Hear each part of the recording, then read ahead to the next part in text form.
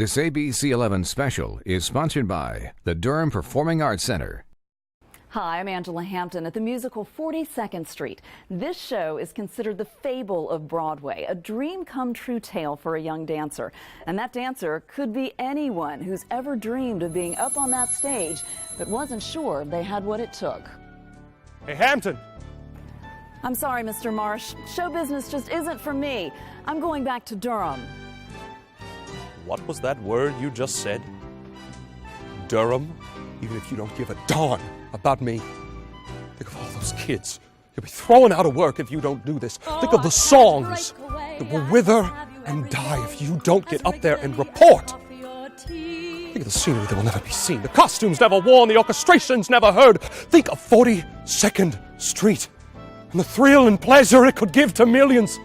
Think of musical comedy, the most glorious words in the English language. Hampton, think of Deepak, darn it! You're going out there a fan, but you have got to come back a TV host. All right, Mr. Marsh, I'll do it. ABC 11 and the Durham Performing Arts Center present Backstage at 42nd Street. Now, here's your host, Angela Hampton. 42nd Street is billed as the quintessential backstage musical. It's a song and dance classic about what it takes to be a star. But before it was on stage, it was a movie in 1933. 42nd Street is a story within a story, a show within a show, a backstage drama of kicking heels, smiling faces, and heavy hearts. It reveals the drama behind the production of a big Broadway musical, from the rehearsals to the grand finale. In the 1930s, the movie 42nd Street was a box office smash and quickly became a film classic. When Mark Bramble and his writing partner Michael Stewart saw it in the 1970s, they knew immediately the story should be told on stage. It just became so clear to both of us that this made a Broadway musical. But trying to convince producers that 42nd Street belonged on Broadway proved to be a challenge. It was an age of rock and roll and aggressive political theater, and the audience didn't especially like all of that. But it was the notion of doing a big old-time Broadway show was ridiculed. Everybody said, "You're crazy. Don't do it." Fortunately, Bramble's mentor, producer David Merrick, shared his vision for 42nd Street. To make it reality, he borrowed $2.5 million, an unheard of amount at that time for a Broadway show. The musical opened in 1980 and was such a success, it won 2 Tony Awards and played for more than 8 years. Then in 2001, Mark Bramble was back to write and direct the revival of 42nd Street. Once again, the show was a big hit. Now it's on tour in America, shining the spotlight on a traditional style of theater that's not performed very often. This is the quintessential classic musical. It is beautiful music and, of course, lovely costumes and scenery and tap dancing, and a lot of tap dancing. In fact, there are 27 tap dancers out of a cast of 38 in 42nd Street, and at some points, every single one of them is on stage. I think that there's a style here that we've lost something of. And so I think to bring that back to the consciousness, I think, is important to do that every so often. The story is set during the Great Depression, and it features a show within a show. 5 weeks from now, Pretty Lady is going to be the best damn show this town has ever seen. Director Julian Marsh is trying to put on Broadway's only new musical in 1933, and there's a lot at stake. Everyone is desperate for the show to be a success so they can have a job. The cast includes a veteran actress whose wealthy boyfriend foots the bill for the show. There's also a talented newcomer who lands a spot in the chorus. And I can do any tap step ever invented! Wings! When the show's star has an unfortunate accident, the new girl gets her shot at the lead role.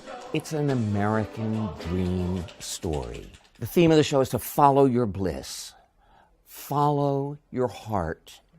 And in America, your dreams can come true. But that's only part of the reason 42nd Street is so popular. The style of the show and the music are thoroughly entertaining. Someday the stork may pay a visit and leave a little souvenir. The style of it is the style of a 1933 Warner Brothers movie. It's fast, it's wisecracks, it's sharp talking, and the music. These songs, written by Al Dubin and Harry Warren, who wrote for many musicals made by Warner Brothers in the 1930s, are among the best songs ever written in America. 'Cause I only have eyes for you. And did we mention the dancing? It bears repeating. From the moment the curtain opens to the breathtaking finale,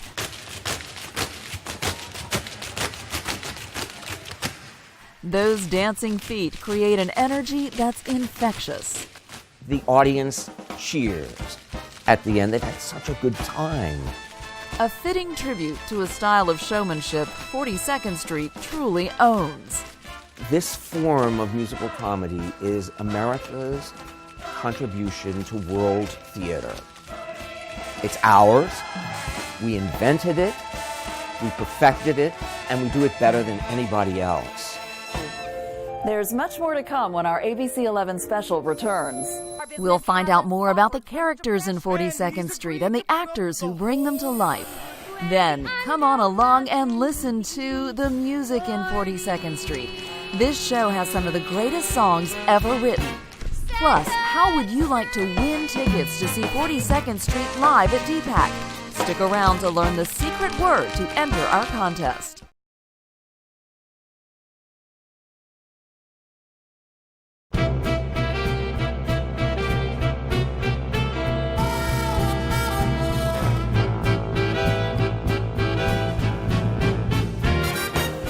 Welcome back. The characters in 42nd Street are feisty, funny, and full of talent, and so are the actors who play them. Take a half hour to get measured for wigs and costumes, then let's get to work! Okay, Leading the cast of 42nd Street is a character named Julian Marsh. He's directing a Broadway musical called Pretty Lady, and it's his last shot at a hit. He's a director who is slightly past his prime. He had his heyday a few years back, lost everything in the crash, and is hungry to get back on the scene and really have at least one more hurrah. You're getting to be a habit with me. The star of his show is veteran actress Dorothy Brock. She is the quintessential diva. She's a seasoned performer that would stop at nothing to get what she wants. And her tragic flaw in the director's eyes is that she can't dance. But don't worry, I make up for it in many other ways. While Dorothy doesn't dance, everyone else in the show does. Billy Lawler is a young hoofer who likes to get the girl. Who writes the words of music for all the girly shows. He's like the song and dance man. He's been on the Broadway scene for a little while, but he's still on the younger end, and he's a bit of a charmer, bit of a ladies' man. And the young lady who catches his eye is Peggy Sawyer. In a year or two or three, maybe we will be two. Peggy Sawyer is a young, naive girl. She comes from Allentown, Pennsylvania, and she just wants to be in a show, in the new Broadway show. There's plenty of drama during rehearsals as Peggy learns the ropes. Meanwhile, Dorothy is juggling two love interests, a wealthy businessman financing the musical and a secret boyfriend. So I'm in love with Pat Denning, the love of my life, but we really can't spend a lot of time together because this job is so important for my career and to eat. It's the Great Depression, so there's higher stakes here. It comes to a head right before opening night. Dorothy breaks her ankle and can't go on.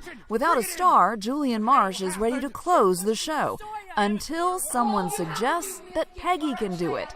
Marsh puts her through merciless rehearsals and makes it clear it's all up to her. Sawyer, you're going out there a youngster, but you've got to come back a star! There's so many different parts to Peggy that I get to play, and just all the emotions that she has gone through the show, of being nervous and being afraid and feeling like she has the whole show on her back, and then But then getting in the spotlight and realizing that she is prepared and that she loves it so much and she is ready for it. For the actress who plays Peggy, the emotions hit close to home. This is her first big acting role. She landed the job when she was just 18. And I feel like so much of myself is in this character because I'm a young girl from Houston, Texas that came and just wanted a chance. And I have that opportunity now. In fact, most of the 42nd Street cast is young, talented beyond their years, but their youth created a unique challenge for director Mark Bramble: how to help actors born decades after the Great Depression relate to their characters. So he made them study the time period. Mark was so great in rehearsal because he would have them go and talk to their grandparents and bring in the stories from their grandparents about the Depression. And it was like Depression class every morning for 3 weeks. Another challenge for a young cast, learning the style of acting used in the 1930s. We gotta honor the time period. They speak in a specific language, especially Julian and I. We're like the upper echelon of the group, so we have refined our accent, which is a put-on accent. I mean, in that time period, that accent that the movie actors did was created for the movies. And after learning how to act like actors from a different era, this cast realized why 42nd Street is a musical theater classic. The theme is timeless. Nothing is impossible. Like anything you think that is too crazy or too grand, it's not. If you really want it and you work for it, it can happen. This show is really about the possibilities. You know, there's Peggy. It comes from little Allentown to be in a Broadway show, and she ends up becoming a star. I hope the audience leaves with a little bit of hope that maybe Julian Marsh will come knocking on their door and say, you're my star. The music in 42nd Street is iconic. It's full of songs considered anthems of New York City and American musical theater itself. We're in the money. Come on, my honey. The music in 42nd Street was written by composer Harry Warren and lyricist Al Dubin. Although first made popular in the 1933 movie, the songs were a huge hit in the 1980 Broadway musical and continue to please crowds today. Yeah, We're in the Money's fun. It's just a great tune. They Lullaby of Broadway. I mean, these are classics. Lullaby of Broadway. Michael Duff is musical director for the 42nd Street Tour and says the songs never get old. They just make you feel good and appreciate the past. It's such a tribute to an older era. The music in the show is so nostalgic. Hip-hooray and ballyhoo, the lullaby of Broadway. The Warren and Dubin score is so timeless and so hummable, and we don't hear that a lot these days. It's also memorable. The actors love it when audience members know the songs. We're in the money, 42nd Street. I mean, it's just music that you go home singing because you know it. I think that people will be surprised by how much music they already know, which is a gift to be in a show where people already know the music. It just makes it more fun for everybody. Yet, even though the music is well known, Duff had to teach the singers how to perform it properly. We had to take the words away and learn the musical style. You know, how do you sing? What's long, what's short here? And just to get into a style of music, knock out all the back phrasing, all the stuff they hear on the radio has to just go away, and they have to learn a completely different way to sing. Another interesting challenge for the musical director. 42nd Street is really a dancing show. Of course, the dancers can sing, but it's usually not their greatest strength. This is like their second language, not their first language. So that's the difficulty. It's not that the music is so difficult, it's that it's a second language. No question, this cast is fluent in both song and dance. And while so many of the big numbers mix both together, the title song from the show gets special treatment at the very end. They're side by side, they're glorified. There's no dancing here, just a powerful solo by Julian Marsh. To him, he's alone with the thing he loves the most, and he's just singing straight to that, and it's it's just absolutely such a gift from the director and composer. Michael Duff believes the entire show is a gift. It speaks to everybody everywhere. It's such a Valentine gift to show business, just the way the show is written. and it's so joyful, and it doesn't preach to anybody or whatever. It's just a beautiful love song to what we do, that we love to do. The costumes in 42nd Street are simply gorgeous. When our ABC 11 special continues, we'll take you to the wardrobe department to see all the sequins and sparkles. Then, come and meet those dancing feet. The choreography in 42nd Street is famous in and of itself. Then you could win free tickets to see 42nd Street on opening night at DPAC. Stick around to learn the secret word you need to enter our contest.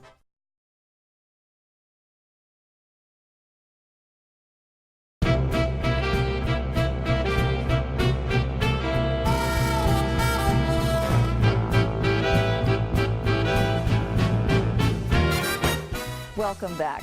The costumes in 42nd Street take you to 1930s New York, and they have all the glitz and glamour you'd expect in a big Broadway musical. Beads, boas, sequins, rhinestones, fur. You name the embellishment, and it's part of a costume in 42nd Street. There's everything you can imagine when you think about a big show-stopping musical. These costumes have what you want.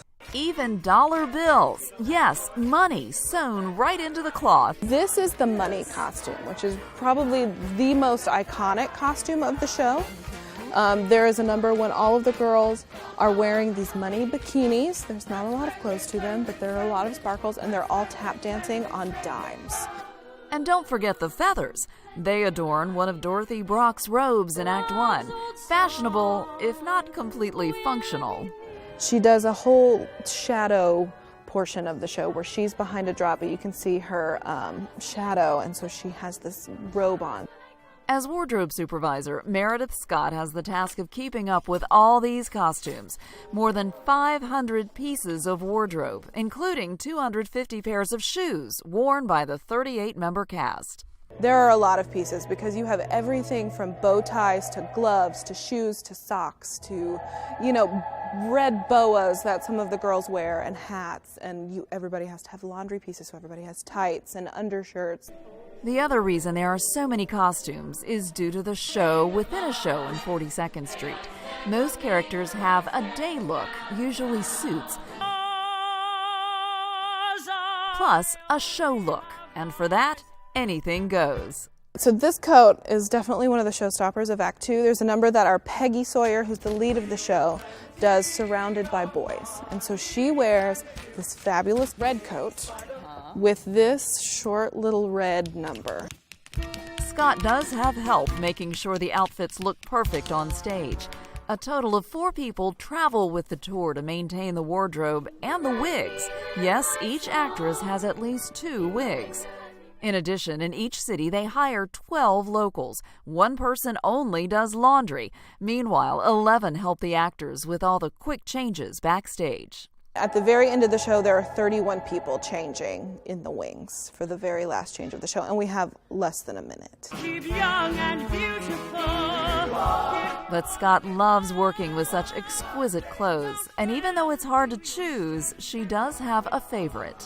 I love the dames' dresses. They're these beaded, they're ombre, so they start as a beige color and then they all fade into a different color. And they're fully beaded and they have floral hats on and opera-length gloves and silver shoes. And when they line up on stage, it creates a rainbow, and it's gorgeous, absolutely gorgeous. The tap dancing in 42nd Street is legendary. When our ABC 11 special returns, we'll show you the choreography that makes this musical so exciting. Plus, we'll reveal the secret word you need to enter our contest. You could win free tickets to see 42nd Street at DPAC.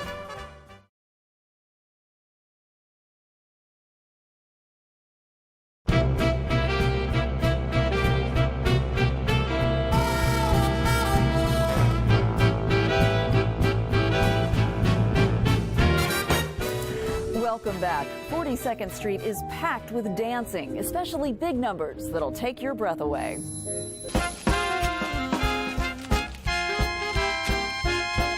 It strikes you the moment the curtain rises on 42nd Street. The energy, the excitement, and the sheer joy of 20-something pairs of dancing feet tapping with pure passion. So it's really exciting because it's like here we are, and this is it, and it's just a big bang right at the beginning, and I love that number. 42nd Street is one of the most famous dancing shows in musical theater history, and it's easy to see why. The 1980 Broadway show won the Tony Award for Best Musical and Best Choreography. It was the work of the legendary Gower champion, who tragically died of cancer the very day it opened. His legacy, an iconic show and dances that thrill theater-goers to this day.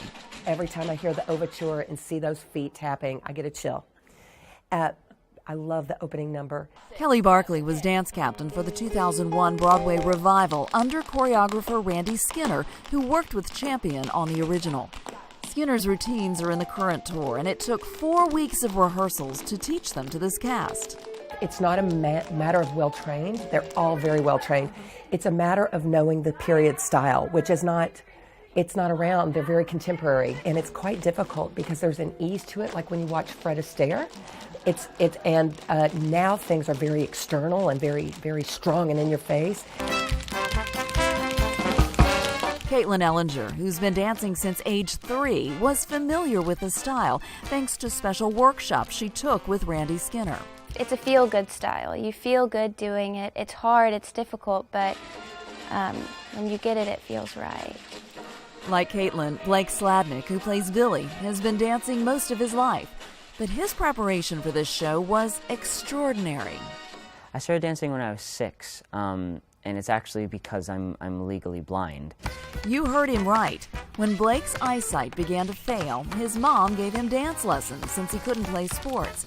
Turns out he had a lot of talent and determination. Our choreographer has been really wonderful. She's she lets me ask as many questions as I need to. And then on stage, we have a number line to keep track of where our spacing is, but I can't see that. So I usually just go off of other people and trust that they are where they are supposed to be. Blake's system seems to work perfectly. He never misses a beat. But even though he and Caitlin and the rest of the dancers make this look easy, they admit it can be grueling. It can be, especially on those 2 show days. You know, by the end of it, I'm pretty pooped. I just want some food and sleep. To keep them healthy, a physical therapist tours with the show, and the dancers are very disciplined about warm-ups and cool-downs to prevent injuries. It's so fun to hear young dancers saying, I really have to take care of myself to have the stamina to get through this. But it's the best thing I've ever done in my life. It's what every dancer dreams of, is dancing in a show there's so much dancing. It's really quite a joy. A joy for them and for the audience as well. It's rhythm. And inside, I think everybody responds to rhythm, whether it's tapping their hand or their toe. And my favorite compliment is to hear people say, I want to go take tap, because it makes everybody want to dance. If you want to see this amazing show, it's heading to DPAC, and tickets are on sale now. The show runs May 3rd through May 8th. And here's your chance to win 2 tickets to the opening night performance. Go to abc11.com and look for the 42nd Street at DPAC ticket contest. Here's the secret word you'll need: TAP. One more time, the secret word to enter our contest is TAP. Good luck, and thanks for joining us backstage at 42nd Street. We hope you'll come and meet those dancing feet for a theater experience that'll have you on your feet cheering. I'm Angela Hampton, and I hope to see you soon at DPAC.